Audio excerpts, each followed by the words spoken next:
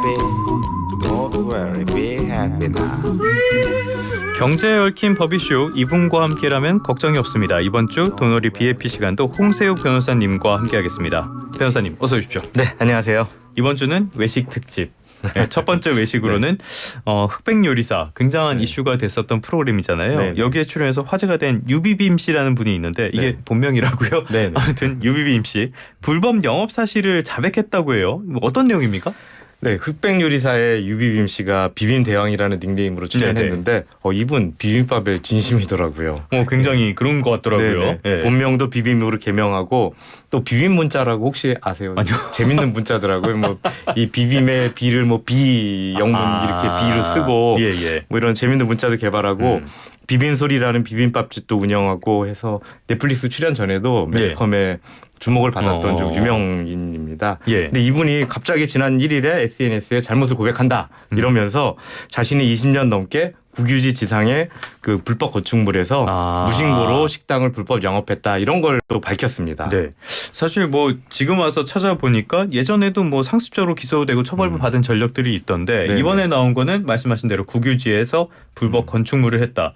이게 뭐 두 가지 혐의가 있다고 하던데 정확한 내용이 뭡니까? 우선 그 내용을 보면 국유지 불법 점용과 불법 건축물입니다. 유 씨는 2003년 5월 현재 부지에 있는 건물을 한 5천만 원에 매수했는데 식당 부지는 자연 녹지 지역 근린공원 내 기재부 소유, 그러니까 국유 땅이었습니다. 유 씨는 공원 부지 지상 건축물에서 음식점을 영업하면서 전주시에 별도 신고도 하지 않았습니다. 전주시는 공원 구역에서 음식점 영업이 불가하다 이렇게 밝히면서 해당 음식점은 점용허가 없이 지금 불법 건축물이고 건축물 대장이 없어 영업신고 자체가 불가하다 이렇게 또 설명하고 있습니다. 통상적으로 지자체가 불법 건축물을 적발하면 점유자에게 상당 기간을 정해 건축물 철거 등 원상복구 조치를 명하고 시정 기간 내에 이행이 되지 않으면 이행 강제금을 부과하기도 하는데 경우에 따라서는 과거의 무단점유 기간에 대해 변상금을 부과하기도 합니다. 아마 이 유비빔 씨 이분 그 불법 건축물에도 이런 조치가 취해질 것으로 보여집니다. 따지고 보면은 계곡 같은 데에 있는 불법 백숙집 이런 데랑 비슷한 거라고도 볼 수가 있겠는데 변호사님이 말씀해주신 이행 강제금 이게 실효성이 떨어진다는 지적도 계속 나오는 것 같아요. 네, 그 국회 국토교통위원회 그 서범수 의원 국정감사 자료에 따르면 그 불법 건축물이 매년 5만 건 정도 적발된다고 합니다. 근데 이에 대해 시정명령이 아까 말씀드린 대로 시정명령이 내려지는데 실제 시정명령의 이행이 매년 감소하고 있다고 합니다. 또 이 시정명령이 내리고 또 상당 기간 내에 시정명령이 이행되지 않으면 이행 강제금을 부과하거든요. 근데 매년 2천억 가량의 이행 강제금이 부과되고 있는데 이 이행 강제금 징수율도 계속 떨어지고 있습니다. 부과만 하고 징수 못하는 거네요. 2021년에는 80%, 22년은 71%, 그리고 지난해에는 65%로 어떻게 보면 굉장히 그 급격히 이제 줄어들고 있는데 뭐 위반 행위로 얻을 수 있는 그 기대 수익이 이행 강제금보다 크다면 계속 가겠죠. 뭐 그냥 이행 강제금 내고 계속 영업하는 게 이익이잖아요. 뭐 이런 생각이 사실은 좀 문제입니다. 그래서 뭐 이행 강제금 부과에만 기댈 게 아니라 보다 적극적인 시정 조치가 필요하다는 의견이 대두되고 있습니다. 언제나 교화는 필요하지만은 강력한 처벌도 그거 못지않게 중요하다는 점을 잊지 않았으면 좋겠습니다. 다음 이슈로 가보겠습니다. 피자 좋아하십니까? 아주 좋아합니다. 저도 아주 좋아합니다. 근데 나이를 먹을수록 그런 것 좀 피해야겠죠. 네, 그렇죠. 미스터 피자도 있고 피자헛도 있고 도미노 피자도 있고 많은 피자집들이 있는데 피자헛이 우리나라에 1985년에 진출했더라고요. 벌써 40년이 다 돼가는데 어제 법원에다가 기업 회생 절차 개시를 신청했다고 해요.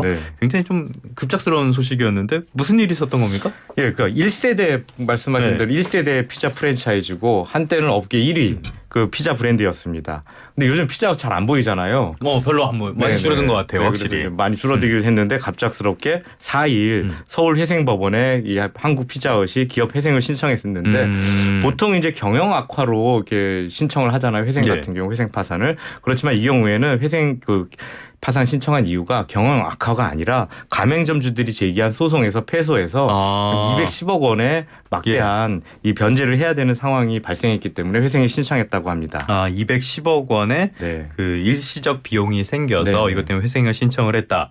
서울회생법원에서는 보존 처분 그리고 포괄적 금지 명령을 내렸다고 하는데요. 이게 뭐 무슨 뜻으로 봐야 되는 겁니까? 보존 처분과 포괄적 금지 명령 모두 채무자의 자산 이동을 동결시키는 조치거든요. 회생 절차를 원활 원활하게 진행하기 위한 조치인데 보전 처분은 그 가압류 가처분과 비슷하다고 보면 됩니다. 신청회사가 자산을 처분해 특정 채권자에게만 변제하지 못하게 하는 조치인데 예. 회생은 원래 그 채무자가 가지고 있는 자산을 잘 정리해서 채권자들에게 형평에 그렇죠. 맞게 골고루 네. 이렇게 배분하는 게 변제 과정이잖아요.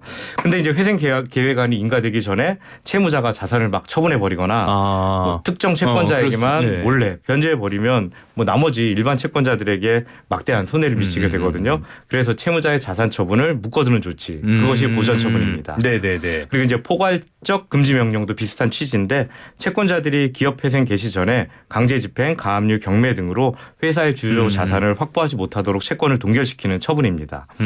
채권자들 입장에서도 다른 채권자들보다 먼저 채무자의 자산을 강제 집행해서 뭐 나만 자신만 먼저 빨리 변제받고 싶어하는 게 인지상정이잖아요. 당연히 그럴 수밖에 없죠. 네.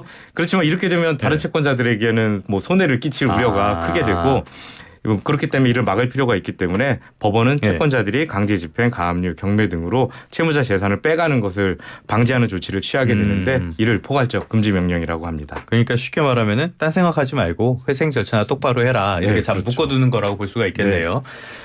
그런데 이 발단부터 한번 살펴봐야 될 것 같은데 210억 원 몇 달 전부터 가맹 점주들이랑 갈등이 좀 있었다고 해요. 본사를 상대로 손해배상 소송을 냈는데 이게 문제가 된 거죠. 어떤 내용이었습니까?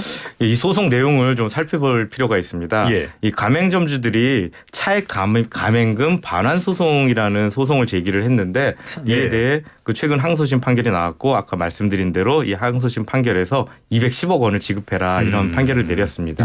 이 차액 가맹금이 뭔지 좀 먼저 설명을 드리면 차액 가맹금이란 그 가맹본부가 가맹점에 상품 원재료 그리고 부재료 등을 공급하면서 마진을 붙여서 파는 것을 의미합니다.